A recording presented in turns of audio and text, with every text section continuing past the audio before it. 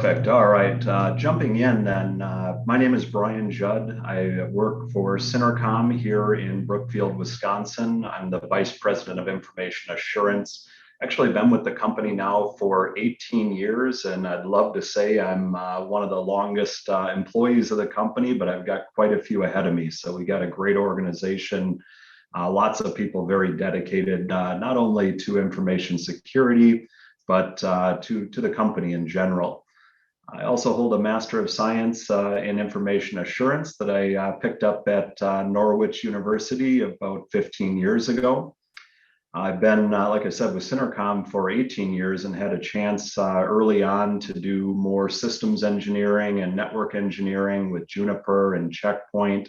I had a pretty long stint as well, not only working for 3Com, but supporting 3Com networks and NBX telephone systems. But most of my career has been spent in audit, assessment, and penetration testing. With Synercomm for many years, I helped not only perform these services, but really create the benchmarks for the services and everything that we provide today. And then for the last 5 or 6 years, more in the management of our penetration testing team and leadership within Synercomm. Outside of work, I'm also a big home brewer, and I've got a daughter in college and a daughter who's a senior in high school. So more than enough to keep my life busy. So a quick outline of what we're going to cover today.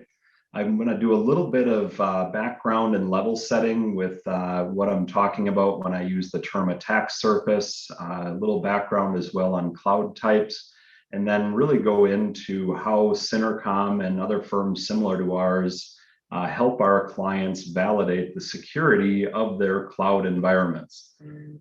We do that often through different assessments and audits, pen testing, and then maybe something you're not as familiar with called adversary simulation. And then we'll wrap with some of the top findings that our pen testers are finding in the cloud. So as I said, I wanted to do a little bit of level setting and background. This slide actually comes out of another presentation that I give real commonly for our Chasm engine and our Chasm platform.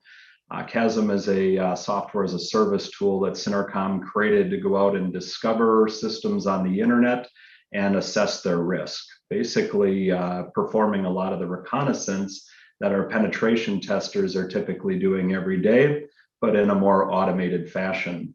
So when I say an attack surface, I'm really talking about anything that could be attacked and therefore anything that could be compromised, breached, or exposed. We often think of this as servers like in our network, in our data centers, DMZs, things like that. But it's extremely important to remember that all of the things that we're hosting in the cloud, whether that's self-managed or third-party managed, are part of that attack surface as well. And that's really the big reason for the presentation here today, is that we're finding weaknesses in the cloud very often and very common that have been shored up and taken care of for many years in the more traditional on-premise networks.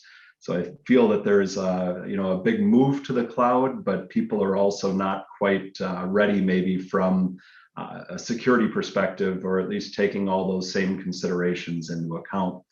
And don't ever forget people too. People are part of your organization's attack surface. Phishing and other social engineering are very, very common. So we definitely don't want to ignore that people are certainly able to be attacked as well. Some additional background. So I look at the cloud as really falling into 3 categories, and maybe these categories are a little bit broad in general, but from a pen tester perspective, or a firm that's trying to test or assess the security of cloud services, these fall into real nice buckets for us. So the first one being self-managed. I think that's what most of us are talking about here today, whether you're hosting in AWS or Azure. These are services where you're ultimately responsible for the server or service that you've stood up.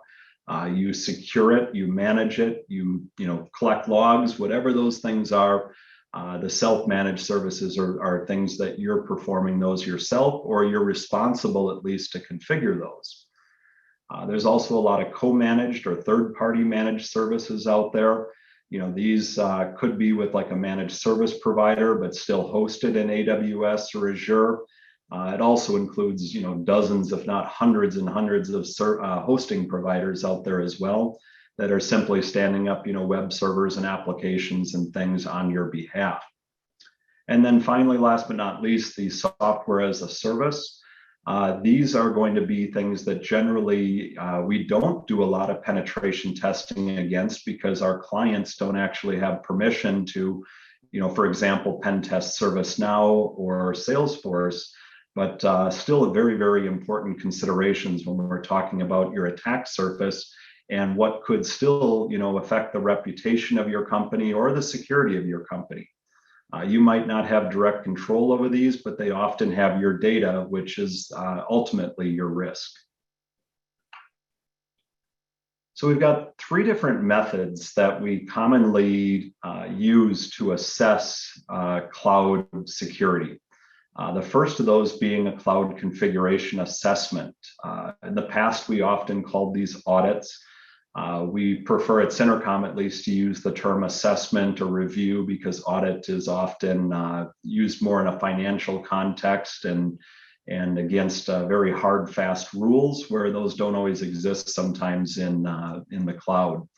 But we do see a lot of great standards that we assess against when we're looking at the various platforms. Many of them are actually coming from the providers themselves. So, we just heard from AWS that they have many of their own standards for doing assessments, but they also supported things like the Center for Internet Security and NIST and PCI. So very much the same with our audits. We're using a mix of tools and human knowledge and capability, but comparing your actual configurations against best practices. And it's very important to look at the configurations of these cloud services because there are many things that we could detect or discover through a cloud assessment that maybe we couldn't detect or see through penetration testing or other forms of live testing against the services themselves.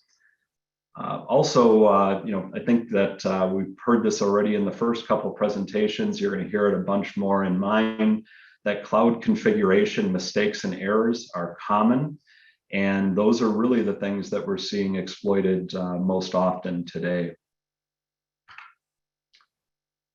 So another form of validating or testing for cloud systems is penetration testing. And may or may not be a surprise to many, but we really don't look at a penetration test of cloud hosted systems any differently than we do on-premise or systems that are within your own walls in your own data center, things like that. Really, we divide things into two categories. It's either exposed to the internet or it's not. If it's not exposed, we consider those to be internal or private. But if it's exposed to the internet, it doesn't matter too much to a hacker or a pen tester if that server is located in your own data center or in the cloud. But the private cloud, the internal networks and things like that, they certainly are located in a different place now, but in many ways are very similar as well to the penetration tester. We've got segments with different servers and services in it, and most of those have IP addresses and networking and things along those lines. So really there isn't a big difference between a pen test on-prem and in the cloud, but we do see some things that are a little more unique. Things like subdomain takeovers several years ago were a really big concern and risk in a couple of the common cloud providers. These would be scenarios where you have a DNS name pointed at a service that's in the cloud, but no longer have a host there in that cloud service running. That name or that bucket basically out there is being reused and potentially could be taken over by a malicious third party where your DNS is now pointing at somebody else's server. So those aren't as common today, but we still do see those. Certainly things that are a little bit unique. Maybe more recently, you might have heard of the Omigod Azure vulnerability. That one with their open management infrastructure, which is used to kind of manage Linux systems as if they were Windows systems, like with WMI commands. That vulnerability basically exposed some services to remote code execution, which could result in a full takeover of those Linux hosts, which could even lead to takeovers of other hosts within the account. So, that Omigod is definitely an example of a vulnerability or an attack here that we've seen in the last year that is specific to a cloud provider. But, when we look at something like an S3 bucket that might be open, exposed with no authentication, we've been seeing open file shares inside of private networks and even sometimes exposed out on the internet for decades at this point. And to us, a pen testing firm, finding something like an open S3 bucket is just like finding an open file share. So, sometimes they're unique to a certain provider, but at the same time, these are not always new vulnerabilities. And in all of these cases, we're usually talking about misconfigurations, things where the vulnerability was inadvertently created by the employee that set it up in the first place. And I guess just to wrap here too, the authentication systems are definitely a very popular target out there. And I'm talking about things like, if you're using Microsoft Azure Active Directory, basically all of your Active Directory user accounts and authentication is now exposed to the internet, where in the past it was, all internal. This does create an opportunity for attackers out there to test passwords and authentication against your users without ever being on site. So, or being within your network. So it is always something to consider there, that occasionally, some of these things like authentication systems and other single sign-on devices that are out in the cloud become very high performance and great targets for hackers and pen testers to try to guess passwords. And finally, the third method that we're using to assess cloud security is what we call an adversary simulation. And again, these are services that we've been performing for many years, but more traditionally on an internal network or an on-premises type network. Really, adversary simulation is the same thing as what a lot of people would call a purple team exercise. If you're familiar with the terminology red team, referring to a penetration tester, and a blue team referring to the defensive team, basically the purple team is saying that we are working together now. Instead of putting pen test and defense in two different buckets and not letting them work together collaboratively, now we're bringing them together and forcing them to collaborate. There are some huge benefits in doing these types of services. The first is that by putting a pen tester in your environment, in your cloud environment, whether that's private or hybrid, they are going to generate attacks and generate alerts. By doing so, that gives us the opportunity to validate controls. And because they're doing that in cooperation with your defensive teams, now we're sharing logs, we're sharing alerts that might be coming from SIM and things like that, and letting the pen tester see what's actually getting triggered. And the pen tester is letting the defensive team see how the attack works and how it was run. So not only does that give us the opportunity to validate that some of these controls are working, but it gives us an opportunity to tune and improve them as well. So imagine if we're not logging something properly that would be required to generate a SIM alert. This now would identify that the log didn't get written, and we can go back and rerun the attack over and over until the proper log is generated, and then in turn, make sure that that results in a proper alert so that incident responders or forensic type staff, things like that, can be alerted and notified. So the next bullet on there, of course, is to train that incident response staff and investigators. By actually getting an opportunity to see dozens of live attacks happening in the environment while you're monitoring and paying attention. It's an opportunity that really nobody ever gets in real life scenarios, where you're getting to see, a whole bunch of different types of attacks all at once, and more importantly, see what they look like as they're passing through your systems and your controls. So I think the training aspect is a huge component of this. And then really, just having that opportunity to collaborate with the pen tester. Pen testers are not the bad guys. We're not the criminals. We do everything, within the bounds of the law and within the bounds of contracts with our clients. But these pen testers have skill and capability that is 100-fold more than any adversary that most organizations could ever face or imagine seeing. So getting a chance to collaborate and work directly with somebody that's so knowledgeable about systems and vulnerabilities and how to exploit them and how to circumvent controls and things like that, I think that's really one of the invaluable parts of doing an adversary simulation.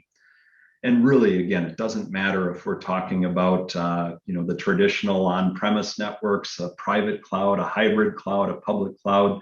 All of these environments are really important for doing adversary simulation. So it looks like I've got a little bit of time left, so I think I can finish my last slide here. I want to just focus a little bit now, or shift gears onto some of the common failures and issues that we're seeing. So again, we're a penetration testing firm, and our job is to identify vulnerabilities and report those to our clients. At the top of the list, I would say that unhardened systems is probably one of the most general and common things that we're seeing across the cloud. And by this, I mean that, if you were to stand up a new server in your data center, it would probably go through a process of removing the unneeded services, removing the unneeded applications, fully patching it up to the latest version to make sure that there aren't any known vulnerabilities and things like that. For whatever reason, it doesn't always seem to happen when new servers and systems get created in the cloud. It might be because they just get exposed to the internet too quickly or exposed to other networks before they did get hardened. But I think more commonly, we're seeing that it never happens. A lot of the same standards and things that are being applied internally just never seem to make it out to the cloud. Very related to that then is these excessively exposed services. This can be just about anything, but I think one of the most common pieces of evidence that we see of this is database listeners and SSH and remote desktop protocol, things like that that would normally always be hidden behind a VPN are now getting exposed directly to the internet and to attackers. If I jump back up to that unhardened systems bullet, one of the very important things is that we remove default accounts, default passwords, things like that. And if we're all of a sudden accidentally exposing SSH to the internet and we never set it up and it has a default password or something like that, that creates a very, very big risk. Databases, likewise, usually contain the most important information, the most critical data. And if we're directly exposing those, it doesn't matter what protections your applications and things may have, the attacker can now go right after the data directly. We also see a lot of insecure APIs, and this definitely happens on on-premise networks and data centers as well. But I feel like it is a bit more common again in the cloud. And I think this goes back to kind of forgetting to bring good security with you as you're migrating into that cloud. Probably one of the most important things to be aware of there is either weak authentication or no authentication at all on these APIs. Maybe by week 2, I also mean easy authentication bypasses, where we might be able to just skip authentication and start making direct queries and things like that against the APIs. Or lacking logging and monitoring. This is one that I think is very close to home for anybody that has ever had to get into incident response or forensics with cloud systems. I can't tell you how many times our firm has been called in and told that, you know, a cloud hosted server was compromised. And the first thing we would ask to be able to help is to provide all of the logs. Give us your firewall logs, you know, showing access logs, threat logs, and most importantly, the logs of all the individual systems that were located in that segment. And very often we find out that no logging has ever been configured. And without logging, it pretty much makes any form of monitoring impossible as well. With that, you know, we want to see common controls. So if you do not have a firewall or intrusion prevention, threat prevention, multi-factor authentication, web application firewalls, if you're not using VPN for access and things like that, those are things that we have come to expect for many years in on-premise networks. They need to exist in the cloud as well. And, you know, AWS, Azure, the others, many of them have their own firewalls and IPSs. Those are perfectly fine. We just want to see them still. You know, the lack of them is really the problem. And then the final gotcha that I'll leave you with here today is that often we're finding as pen testers, and I'm sure hackers are finding this as well, that we can compromise a private cloud segment through some vulnerability and then find that there is a site-to-site VPN tied back to the on-premise internal networks. So sometimes your weakest link could actually be that hybrid cloud migration and that site-to-site VPN connecting them if we can compromise the cloud and come back into the internal network. So with that, I know we're short on time for questions and things like that today, so I will definitely pay attention to the chat and stick online. I mentioned earlier in the presentation too that Synercomm has a product called Chasm, which enumerates and discovers your attack surface and risks out on the internet. And if you think your organization would be a good candidate for a free trial and looking at what we see for your organization out on the internet, please use that link there to check out a trial. So with that, Ron, I will hand it back to you.